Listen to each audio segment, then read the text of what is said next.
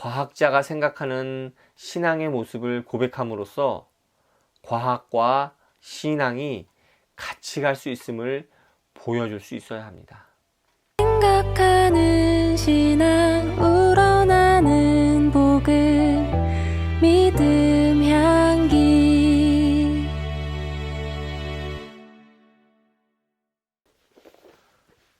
안녕하세요. 믿음 향기 이신영입니다. 오늘 또 와주셔서 정말로 감사드립니다.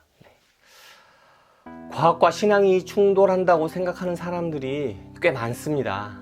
특히 진화론이 기독교와 공존할 수 없다라고 생각하는 사람들은 그런 생각을 더 많이 하는 것 같습니다. 그렇다면 궁금한 게 기독교인 과학자들은 어떻게 생각할까요? 오늘은 기독교인 과학자가 이야기하는 신앙에 대한 책을 함께 나누고자 합니다. 바로 이 책입니다. 김영웅 박사님이 쓰신 과학자의 신앙 공부입니다. 저자인 김영웅 박사님은 생명과학을 전공하셨습니다. 현재 분자생물학과 마우스 유전학을 기반으로 혈액암을 연구하고 있다고 하네요. 정확히는 잘 모르지만 과학의 최첨단에 있는 것 같습니다. 과학의 최첨단에 있는 저자는 이 책을 통해 자신의 신앙을 고백합니다. 자신이 아는 과학 속에서 기독교의 모습을 찾습니다. 신앙과 교회에 대한 풍부한 유비를 통해 과학 속에서 하나님의 역사하심을 엿볼 수 있다고 고백합니다.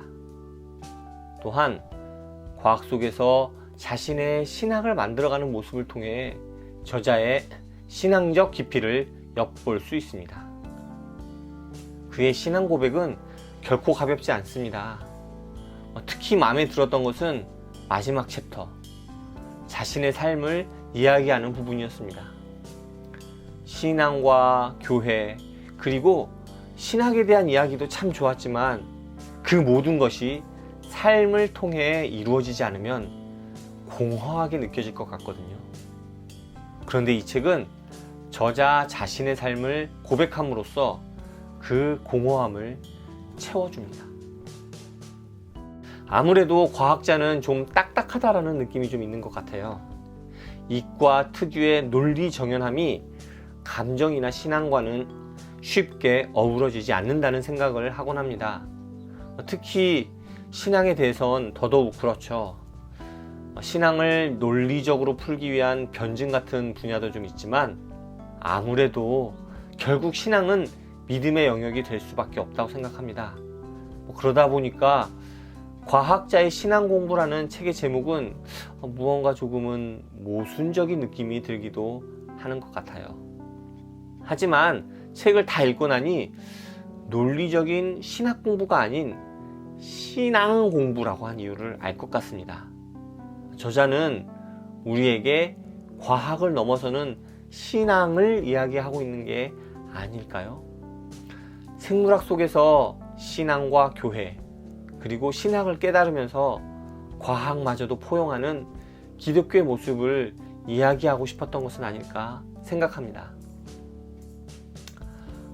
과학은 진리를 향해 무한히 수렴하는 근사다 라는 이야기를 어디선가 본 기억이 있습니다.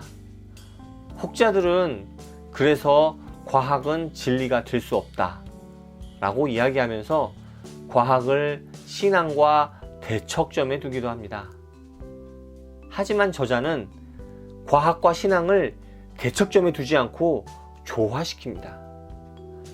과학을 통해 신앙을 깨닫습니다. 과학은 신앙의 좋은 도구가 될 수 있음을 책을 통해 이야기합니다. 앞에서 이야기했듯이 기독교 과학자분들이 꽤 많습니다. 그분들 중 일부분은 신앙의 이름 아래에서 다른 분야의 과학을 폄훼하는 일을 하기도 합니다. 그런 분들이 폄훼하는 과학들이 모여서 그분들 자신의 전공을 영향을 주는 경우도 있는데 그런 것에 전혀 아랑곳하지 않습니다.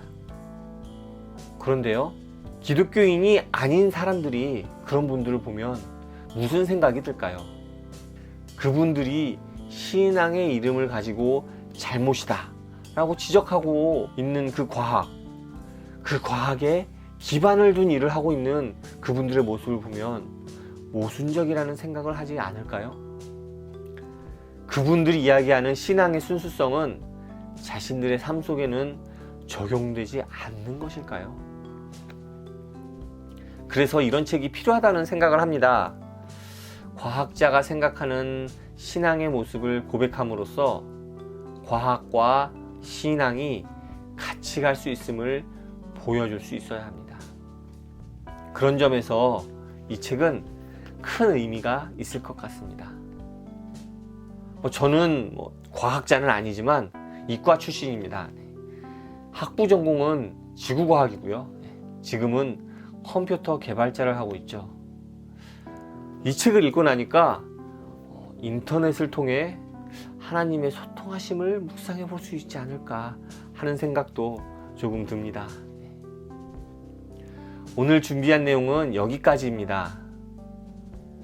올해 2021년에는 주님의 은혜가 더욱 충만하시고 그 안에서 삶과 신앙을 조화를 이루는 그러한 삶이 되시기를 간절히 기도합니다. 감사합니다. 또 오세요.